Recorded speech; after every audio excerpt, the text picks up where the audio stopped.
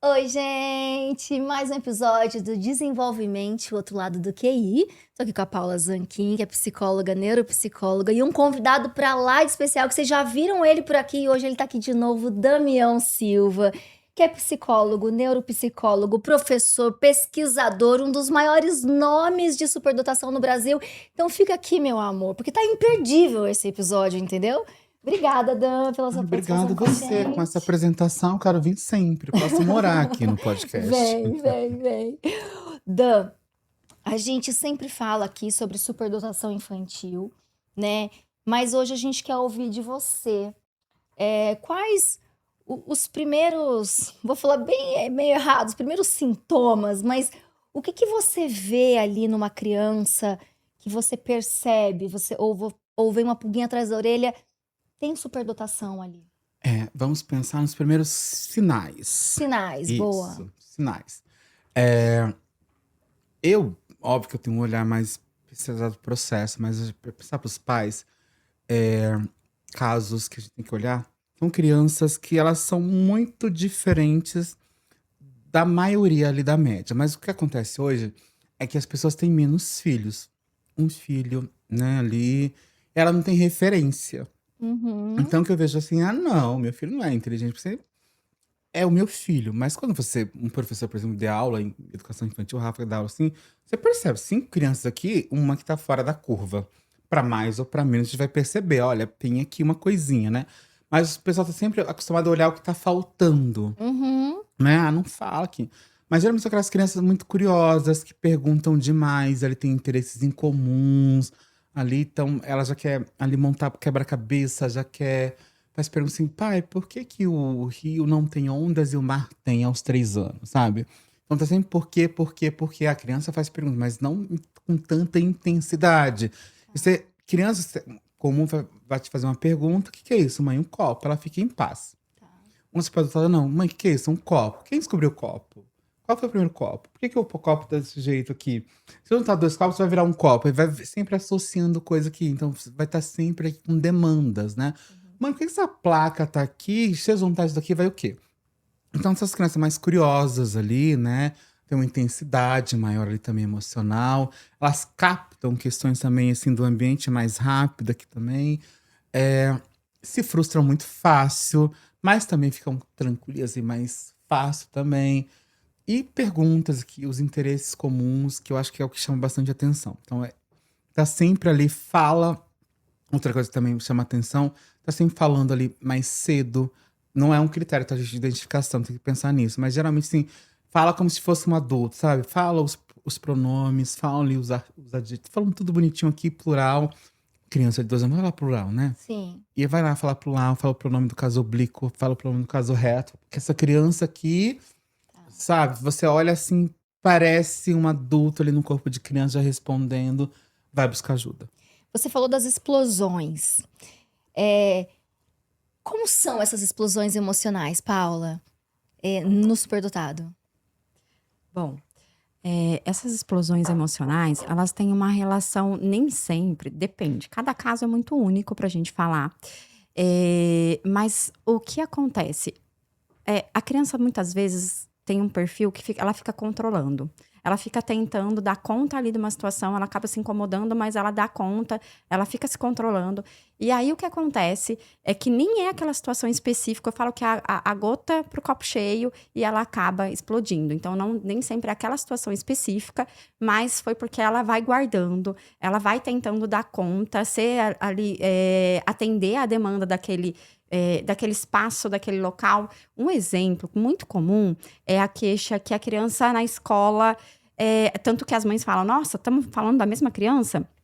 Porque na escola ela acaba tendo aquele comportamento. Ela é uma ótima aluna, em nenhum momento ela tem um aspecto de problema com essa emoção, ela se controla, ela atende a toda demanda, e em casa vem aquela queixa. Ela acaba explodindo. É claro que não é todo caso que é assim, isso também não é um critério. Estamos falando de alguns casos. Eu tô até pensando aqui, um caso de uma criança, uma menina, e ela acaba apresentando, e isso não só, como eu disse, vários casos acaba sendo desta forma, e aí em casa acaba apresentando um comportamento diferente, e chama muita atenção, porque a família fala, nossa, mas na escola isso nunca acontece. E em casa, direto, ela chega da escola, ela chega de uma festa, que ela estava super bem, ela aproveitou aquele momento, mas aqui em casa ela acabou explodindo. Mas agora eu quero colocar vocês dois na fogueira. Como mãe de superdotado. O que fazer quando isso acontece? Na verdade, assim, nem o que fazer quando acontece. A gente tem que pensar em evitar essa escalada. As pessoas têm um péssimo hábito de querer apagar os incêndios aqui acontecendo, quando na verdade tem que pensar que tem um caminho para não chegar nessa escalada. Mas o que a Paula falou é muito comum, que a gente tem que falar, que é o que as pessoas entendem aqui, que a situação ela não é uma coisa linear, ela não é uma linha reta. E as pessoas vão tendo sempre essa ideia de retirar aqui esse processo, e o desenvolvimento, ele é muito assíncrono, né? Então, lá nos anos 90, na verdade, lá nos anos 70, um pesquisador chamado Jean-Paul Terracier, que é um francês, ele criou o conceito de dissincronia, que no Brasil aqui virou assincronia. Que então, essa criança tem lá uma idade cognitiva maior aqui, né? 10 anos, mas ela tem 7. Aí lembra no começo que eu falei lá no outro episódio, que a gente não é a questão do aprender mais rápido, é a questão do aprender, do pensar, do sentir, do processar diferente. Sim, A gente vai processar com mais intensidade. isso. E aí que eu falo, foi muito comum, assim, ela tem uma leitura cognitiva do espaço, que ela não pode aqui desmoronar na escola, então ela vai gastando energia para conter aqui e aqui. Chegou em casa, viu a mãe que ela aqui, ela vai segurança, nas de pessoas dar segurança pra gente. Tá. Aí ela vai desabafar aqui com você, Vai. né? E aí a resposta vai ser, de novo, muito mais intensa também. E eu geralmente vem aqui porque você disse o não. E aí não é só dizer não. Eu preciso dizer o não e o porquê desse não. Explicar os motivos pra gente pensar. E aí tem coisas que a gente não negocia com criança. Tem que sentar na mesma altura aqui, ó. Isso não é negociável com você. Tudo que for negociável, eu venho pra cá e a gente vai discutir. O que não é, eu te explicando. Então, já sabe aqui, de novo, segurança aqui. Então, o cérebro tende a interpretar que o seu não aqui é para manter ele o quê? Estável, manter ele bem e manter ele vivo, só por isso. Então, ele vai reagir bem. E aí, a gente tem uma proporção aqui, de novo, muito mais a agir em situações de risco e emergência aqui. Tudo é perigoso pra gente, porque a gente vai sempre ter essa leitura aqui que vai desorganizar, que eu vou colocar minha vida em risco. E eu dizer o não aqui, de novo, eu vou reagir de maneira mais intensa. A criança, ela tá agindo ali exatamente como uma criança de 7 anos vai agir. Só que vai ter o quê? O componente da intensidade da superdotação. E aí parece que é mais exagerado, mais dramático. Meu apelido na minha infância era Maria do Bairro, porque eu só chorava. Mas eu não chorava. Eu chorava e era aquela coisa de opereta, sabe? Mas daqui a pouco a coisa vinha aqui, pegava meu copinho e ia embora, não aconteceu nada disso. Tá. Então aqui a gente tem que pensar em estratégias para não escalar. E aqui fazer os acordos, entender aqui.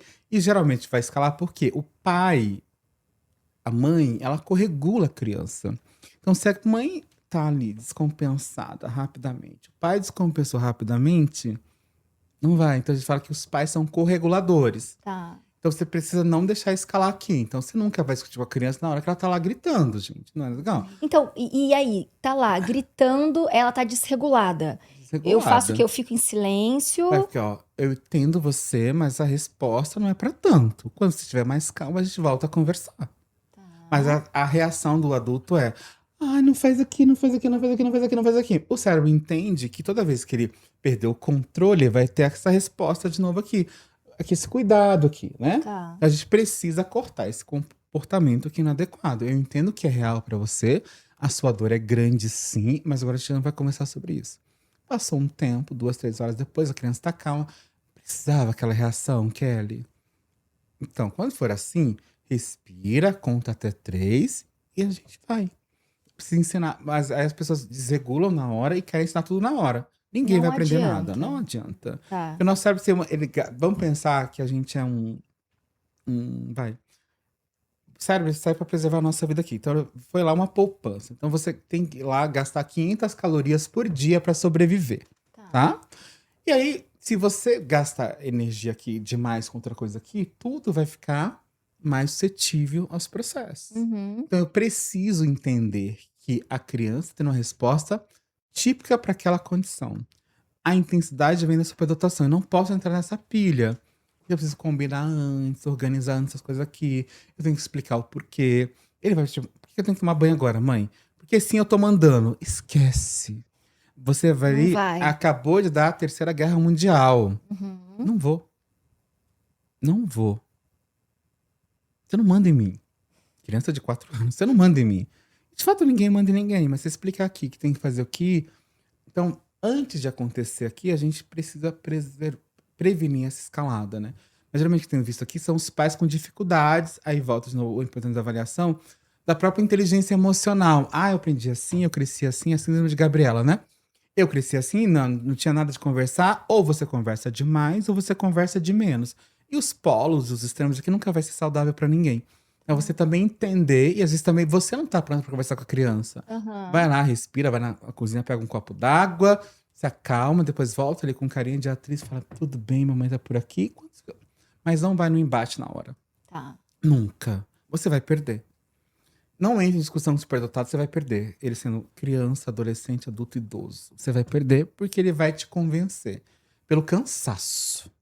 E aí vocês acabam falando, tudo bem, vai fazer isso agora. Você cansou, você não quer saber mais daquilo. E geralmente são nas horas mais impróprias, né? Na hora de dormir, na hora da comida, na hora do banho. Tem todo um processo aqui que fala assim, tio, eu não gosto dessas coisas do dia a dia. Essas coisas são coadjuvantes na minha vida. Eu quero criar um carro aqui, né? Uhum. E aí, geralmente, então, olhem para como você reage às emoções aqui primeiro. Depois corregule essa criança e sempre faça combinados antes. Deixe muito claro o que você quer daquela criança. Diga os caminhos aqui. Justifique quando for necessário, mas sempre no entendimento da criança. Nunca dê mais do que ela precisa, nunca dê menos do que ela precisa. Porque é normal que essa criança se frustre mais. Não é nem que se frustre mais, que ela sinta mais a frustração. É normal isso. Ela Sim. sente, sei lá, minha borracha escorregou e não foi bem do jeito que eu queria. É Toda normal. criança se frustra, seja ela superdotada ou não. O que vai diferenciar aqui é a intensidade e a frequência que isso vai acontecer. Porque vai ter características também dessa criança de personalidade ali, como perfeccionismo, desadaptativo. E aí vai se somando as coisas. A gente, a olho no olho aqui, só a frustração em si. Mas além da frustração tem a intensidade, tem a percepção. Tem aqui que eu já desenhei na minha cabeça, perfeito. Esse é esse negócio horroroso. Mas eu mentalizei, eu visualizei aqui um castelo fantástico aqui. Agora virou uma grande M. Vem aquela frustração de novo aqui. Então não é só a frustração em si, são várias coisas ali acontecendo ao mesmo tempo. É a sincronia que está assistindo aos 7 anos, é a intensidade, é a forma que está processando essa informação de maneira mais intensa também, e é aquela frustração por não sair algo como ela planejou, que as pessoas confundem tudo, né? Então não é só frustração. Então a frustração intensa, ela faz parte do quadro. Porque você já está sentindo de forma mais intensa, então a sua resposta tem de ser o quê? Mais intensa também, pro bem e pro mal. Então assim, também estou muito feliz. Tem que pensar nisso. A minha mãe é a melhor mãe do mundo, tio Dan. A minha mãe é a pior mãe do mundo. Puta que pariu. A professora é uma chata. A professora é maravilhosa. E é assim. Você imagina uma criança nessa volatilidade toda aqui ao longo do dia. Aham. Tá desgastada. E quem tem que corregular é o pai e mãe, amor.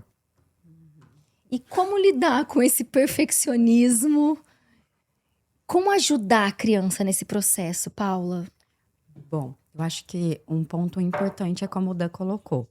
É o pré, é o antes, é a construção. É você conhecer a criança. A partir disso, esse combinado, esse cuidado, essa construção de percepção. É a partir do momento que você consegue construir essa conexão diferente com a criança, que é como o Dan colocou. Não porque não. Não, a relação que você constrói com a criança, ela é fundamental até para a criança construa a autorregulação. A partir do momento que você vai ajudando ela com a percepção, olha, eu entendo isso, mas tem um momento que não dá para ceder, olha, eu entendo, mas agora, desta vez, não é possível. Eu entendo o que você está sentindo e a gente pode voltar a conversar depois. Eu acho que esse processo, dessa construção, dessa relação com a criança, faz toda a diferença.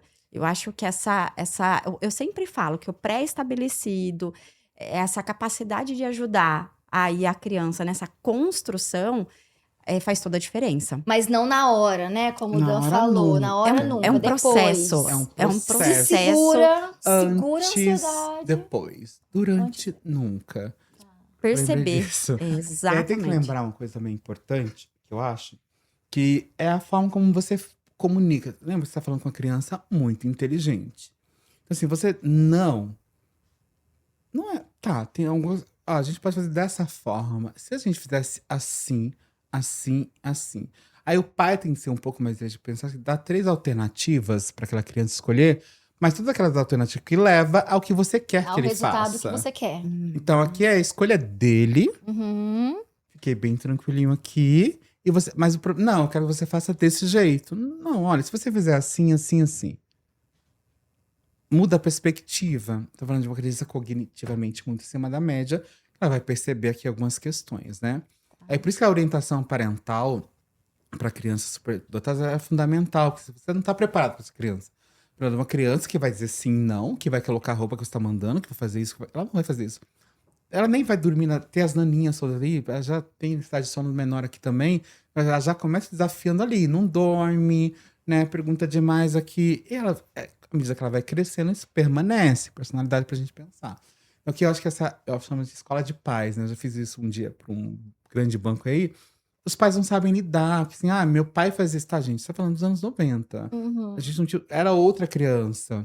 Mas Freud disse isso e nem disse lá em 1800 e tanto. Então, essa criança hoje, assim, ela tem mais acessos, né? Mais estímulos pra gente pensar. Ela vai te questionar mais, sim, porque ela tem uma inteligência ali maior. Mas sempre dando os limites, óbvio. Limites sempre, mas limites ali acessíveis, flexíveis, que essa criança consiga perceber protagonista da vida dela. Que ela vai, não vou fazer. Mas se eu der 3 caminhos aqui que vai te levar ali no ponto, né? Ali na Paula, ela vai escolher talvez o mais complexo pra ir até lá, né? Não, nunca aqui. Posso fazer dessa forma, mãe? Pode. Pronto. Até porque essa criança tá criando ali, né? O tempo todo coisas. A minha filha, com 6 anos, ela me falou assim: mamãe, todos os dias saindo da escola, né? Aquela pergunta de mãe, de pai. E como foi hoje? Conte e tal. E ela sempre falava assim: não gosto de contar as coisas. Eu não gosto, tô cansada, não quero contar nada da escola. Ela percebeu que se ela me contasse à noite antes de dormir, eu ia parar pra ouvir, ela ia dormir mais tarde. Então ela virou um dia e falou assim: mamãe, adoro te contar as coisas da escola antes de dormir. Esse é o momento que eu mais gosto. E eu falei, eu não tô acreditando que eu tô. Ela percebeu que aqui era a única coisa que poderia fazer, porque eu tava curiosa, querendo saber coisas da escola, que poderia fazer que ela dormisse mais tarde. Ela me mandou essa. E vamos fazer coisa assim. Você fala, meu Deus, quem ensinou? Não, gente, ela pensou ali naturalmente e nem demorou tanto pra ter essa ideia. Só foi aqui, minha mãe faz isso aqui. Se eu fizer isso, eu ganho mais tempo aqui e venho pra cá. Não, Se eu foi fizer assim. isso, eu não vou pra escola nesse dia. Se eu fizer aqui, eu não posso fazer isso aqui. E aí tá posto, tá colocado, né? Eu já tava com um paciente, a gente foi lá almoçar e encontrei por acaso. E ele falou assim: minha mãe só vai me deixar comer hambúrguer porque você tá aqui comigo. Tá? Você quer ver? Porque ela tinha lá, você vai comer esse pratinho aqui que tinha uma coisa saudável, um inhame, uma coisa sem graça. Um inhame aqui, um negócio roxo, um alface. Mãe, eu quero um hambúrguer. A mãe, claro, filho. Hoje pode. Ele viu? Eita, eles têm a resposta de vocês antes já. Tem. Eles sabem com quem ele pode ser mais incisivo, menos incisivo. A avó é mais fofinha, o avô não é tanto. Aí, mãe, pode fazer isso? Pode. Sabe o que vai pedir pra mãe, nunca pro pai. Aí a mãe já fala que o pai tá tudo certo. Às vezes nem falou. Uhum. Aí vai lá e consegue. Então, vocês têm que estar um pouco mais atentos. Que às vezes o melhor caminho é já criar um plano A, B, C. Aí você não se desgasta. A criança acaba fazendo o que é pra ser feito. Mas ela entendeu que foi ela que tomou aquela decisão. Nesse caso, eu até fiz uma coisa. Aí eu comecei a deitar mais cedo, pra ela entender que a decisão foi dela e que tá tudo bem, que eu acolhi, porque eu adoro que ela me conte tudo sobre a escola. Então eu falei, quer saber? Vou pegar ela aqui. Comecei a deitar 15 minutos mais cedo, pra ela poder me contar. Eu falei, filha, agora pode contar pra mamãe, a gente fica acordado pra você me contar. E aí ela ficou super feliz e satisfeita. Entendeu? E aí foi um processo. Se eu tivesse dito não, não, só pode aqui, você não saberia. Uhum. Que viraria um caos, porque ela ia te contar de qualquer jeito, todo mundo ia dormir mais tarde. Sim, sim. Eu lembrei de um caso aqui, que foi muito interessante nesse sentido. A gente estava falando sobre esses. De entender, é o tipo de relação, é a construção. E os combinados pré-estabelecido. A criança, ela é muito questionadora. Em que momento, porque fica muito disso, então, mas eu corto isso ou eu deixo isso? Eu deixo questionar e eu vou sair respondendo o tempo todo ou eu corto esse questionamento? E aí, um pouco até disso que você colocou, que você percebeu. Então, olha o quanto é importante esse perceber a criança. Cada criança é única, e aí você vai moldando essa relação. Então, não tem uma dica única, você precisa fazer isso. Você precisa olhar para essa relação, você precisa fazer essa construção. E aí tem esse caso, uma criança que questionava o tempo todo e a família diz que tudo virava assim um caos porque o tempo todo. Então, foi um pré-estabelecido de combinar com ele que algumas perguntas, algumas coisas, eles poderiam estar conversando e aprofundando, mas nem tudo dava tempo, porque dentro de uma rotina tem o horário que vai entrar na escola, tem o horário de trabalho. E aí, o que a gente sugeriu e acabou funcionando muito bem? Toda sexta-feira seria o dia de falar sobre os temas que durante a semana não foi possível ter essa profundidade. Porque às vezes queria falar lá da estrela, ou falar do É planeta, legal ou que vira uma surgiu e rotina em funcionar. família, né? Exatamente. Aí transformou isso em um momento da família toda sexta-feira. E eles deixaram um caderno. E aí, olha, eu vou colocar lá, vou anotar e a gente vai falar sobre isso. E aí eles sentavam para falar sobre o planeta, porque, ou se não, teve uma situação que eu acho que era um aparelho, e ele queria saber por que funcionava e da onde ia, por quê. E aí eles anotavam, vamos falar sobre o aparelho. Mas aí isso foi ajudando também a criança que tem esse questionamento a fazer o processo de autorregulação. Ela entender que tem momento que ela vai, que é possível, aquele contexto, aquele momento favorece, e ora não é possível ter toda essa profundidade. E ajudava muito e foi ajudando ele a compreender e a se regulando ali o momento dele, porque senão não para.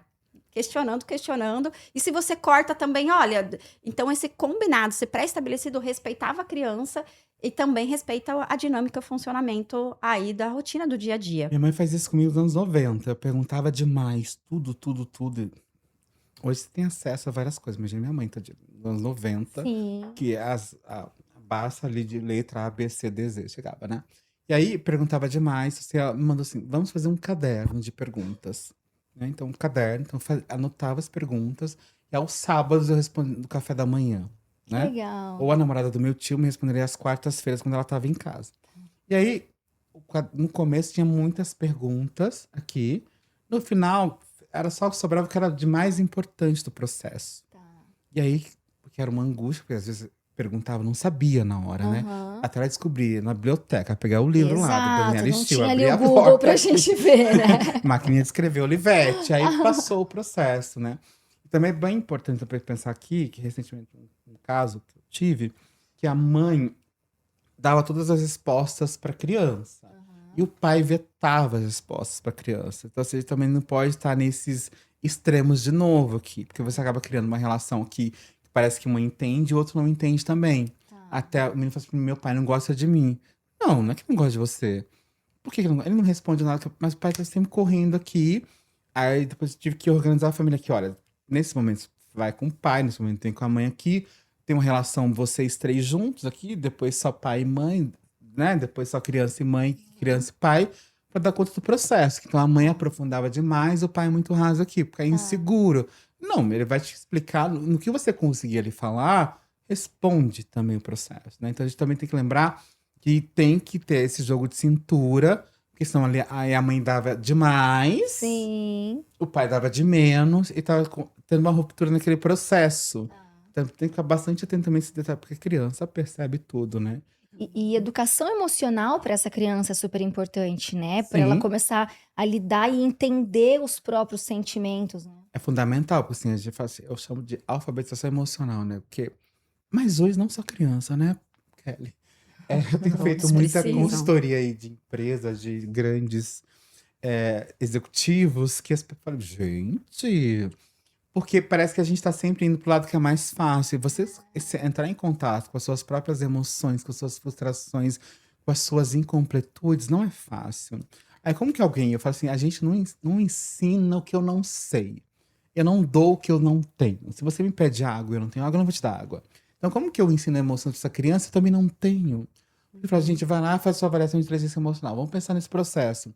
O pai não sabe falar de sentimentos, mas sabe falar de bolsa. Tá, mas naquele momento ele quer saber, eu tô com raiva. E raiva não é ruim sentir raiva. Sim. Preciso nomear, tô com raiva de você porque você me deixou à toa. Vamos conversar.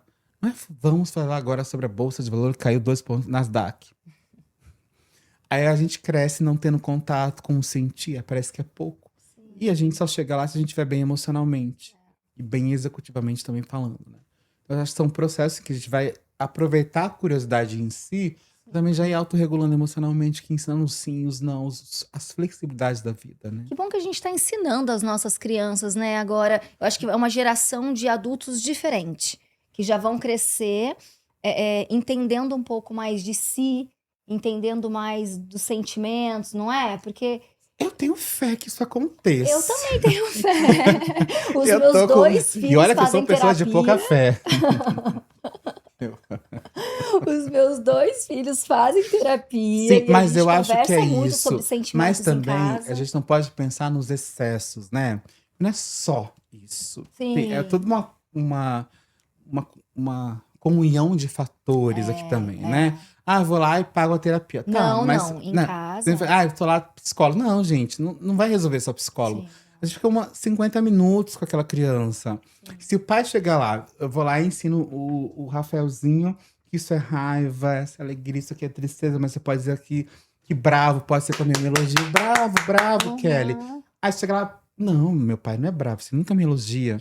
Aí você perde esse processo inteiro. Então é um contínuo, né, Claro, Kelly? claro. Desenvolvimento emocional é contínuo. É um trabalho de Infância, psicóloga em adolescência, casa. vai pra vida. Claro. Não é só, eu coloquei no psicólogo no meu Não. jeito. Porque aqui a gente sabe disso, sim. Ser terapeuta de criança, a gente perde muito paciente porque o pai, não tá funcionando, mas o pai não fez a lição de casa. Daí também não adianta, né, gente? Eu falo que é muito Ai, não arriscado adianta. trabalhar com criança, porque É um assim, desafio não muito gostei grande. de você. Eu falei, olha, mãe, às vezes é você. Mas eu falo com muito jeitinho, tá? Olha, você tem que pensar dessa forma. Porque às vezes é ali, às vezes não é a criança. Tem que pensar nessa organização, tem rotina, aqui, sabe? Não, e aquilo que você falou no começo, os pais têm que ter uma noção. Ah, a criança tá tendo uma explosão emocional agora. Deixa eu parar, deixa eu dar um tempo. Porque às vezes a criança explode, o pai ou a mãe vão lá e explode mais ainda em cima da criança e Ou quer então cobrar fica da lá criança. cutucando, cobrando. Isso, e quer Dá cobrar da tempo criança de ainda. sentir, de perceber. E geralmente eles dizem assim, ai, desculpa, mãe, eles ficam com vergonha. Porque parece, é isso que eu tento assim, eles podem ter as reações sim. Mas como tem uma cognição lá em cima, parece que eles não poderiam sentir aquilo. Aí o pai, foi muito feio o que você fez. Não foi muito feio o que eu fiz, né? Não foi muito feio. Eu entendo o que você estava sentindo, não foi feio. A reação foi um pouco desmedida. Vamos pensar como a gente pode depois. Não tem que falar que foi feio. Você foi feio com a mamãe. Aí, cara, você é a pessoa que eu mais gosto. Aí eu vou ficar culpado, que eu vou sentir de novo depois. Eu tô sendo feio de novo E com a todo minha mãe. sentimento é grande, é intenso. É grande. Eu não tô tendo. A minha mãe é a pessoa que eu mais gosto, eu não consigo ser o filho que ela quer. Aí começa a vir os adoecimentos todos. Então, olha como é importante. Não foi feio o que você fez, eu entendi. Mas precisava ser tão grande aqui. Vamos fazer um termômetro aqui, ó. O que você sentiu? O termômetro aqui, X, 30. Aqui. Ó, passou de 70, respira. Passa aqui, molha a mão. Pra gente pensar. Mas o pai é feio. E aí, cara, meu pai, eu gosto tanto dele aqui. Não consegui me controlar, porque nem tudo é controlável. A gente, nem adulto, a gente se controla o tempo inteiro. Imagina uma criança. Falei de novo com a minha mãe, falei de novo com a Paula, falei de novo com o tio Dan. E a gente, né, falhar com quem a gente gosta é pesadíssimo. É mais pesado ainda. É porque tem a expectativa do outro e a minha régua também é lá em cima. Eu queria ficar tranquilo, mas não consegui. Falei de novo. Não sou a filha que minha mãe quer. Aí vem culpa. Aí vem culpa, aí fica todo mundo adoecido, como uma coisa assim, não foi feio, foi intenso, mas precisa ajustar aqui, Sim. né? Acaba ficando daí uma família adoecida, Exato. né? Tá todo mundo desregulado ali. Silêncio, não diga. Não, não é isso, gente. Não pode silenciar emoções. Eu preciso sentir. E sentir é bom, desde que bem sentido. Isso é lindo, Exatamente. sentir é bom, desde que bem sentido. Dan, temos que terminar por aqui. Obrigada pela sua participação mais uma vez com a Obrigado, gente. vocês. Nós Sempre estamos bom. no mês da superdotação, então que delícia, né? E que importância falar desse tema com dois profissionais tão maravilhosos que me ensinam e que ensinam tanto a gente, né? Foi rico demais essa conversa, esse bate-papo hoje. Obrigada, viu? Obrigado pelo convite mais uma vez aqui. Obrigada, Paula. E olha, compartilha, comenta, curte, segue a nossa página. E assim, a gente tem muito que aprender aqui, eu e você junto. Obrigada, até a próxima. Um beijo, gente. Tchau.